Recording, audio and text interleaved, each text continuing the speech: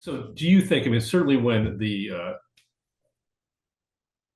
Independence Day or Prosperity Day, whatever he called it, was announced back in early April, I mean, that was a radical shift. But with the tariffs having been moderated, theoretically, assuming that these agreements, the 90 days elapse and the agreements are at the kind of level that we're talking about now, which would be, I guess, an overall tariff increase of about 18%, 10% on most of the rest of the world, more like 30% plus on China.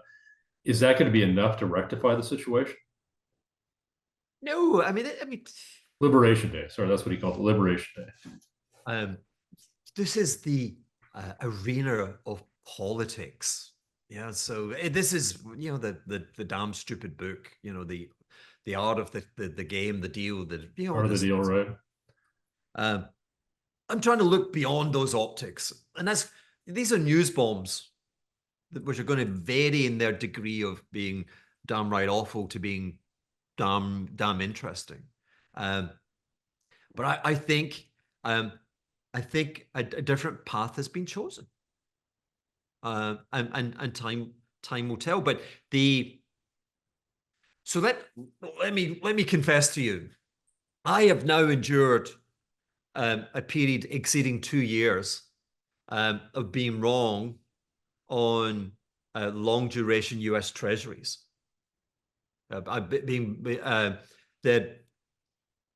I am attracted to mean reversion, but mean reversion in the four compass points of the macro compass, right? So the S&P, treasuries, alternatives like gold, Bitcoin, and cash. We had infamously, or whatever, we had profound mean reversion in the S&P in March 2009. It fell 2/3. And mean reversion, when if you can avoid the mean reversion, the other side of it is incredible. And the movement in, if you take dollar TLT from 180, it's halved, more than halved.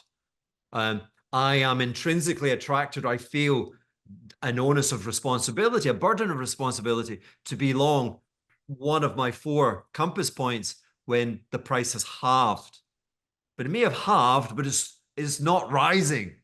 And and with the thesis that you're exploring with me, the thesis that I'm discussing would make me very bullish on treasuries. I think implicit in these actions is the creation of a new treasury Bund. The German Bund is the most exalted sovereign piece of paper. There's just not much of it because they haven't run deficits and because the ECB has hoovered up almost the entirety of the float. I think only 18% of bunds ever issued are actually allowed to freely float in the world.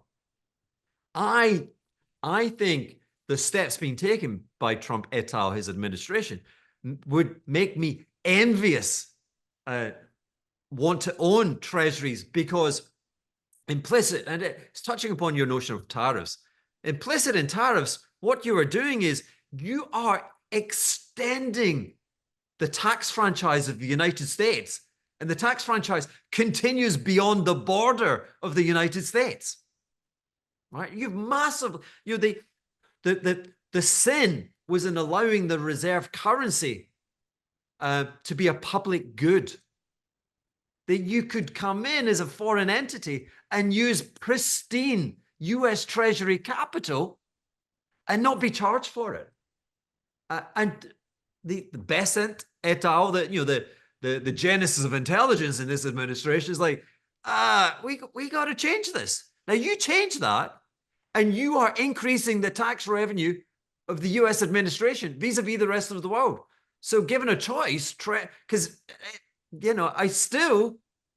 you might not like, double lined, big, huge fixed income US manager. Chopping on left, right? Yeah. Really underweight long duration treasury. Okay. But you still got to own them, right? You're just underweight, right? So whatever.